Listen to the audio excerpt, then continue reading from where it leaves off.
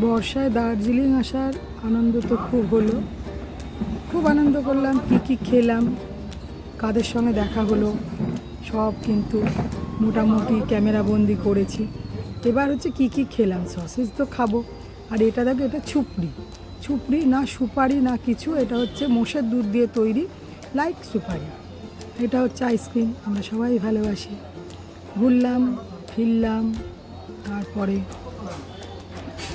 ট্রেনের মধ্যে এরকম একটা ছোলা খেলাম, ছোলা গ্রাম থেকে ছোলা উঠলো, সেটাও ভালো। তবে এবার এসছে সেল রুটি, দার্জিলিংয়ের অপূর্ব সুন্দর, খানিকটা জিলাপির মতো দেখতে, কিন্তু খেতে নোনতা। এটা হচ্ছে সেল রুটি, আমি কোনো দিন খাইনি, এতবার দার্জিলিং এসেছি, এবার কিন্তু সেল রুটিটাও খেলাম, দারুণ লাগলো। 10 টাকা দাম নিল, মোটামুটি সেল রুটি একটা খাওয়া হলো।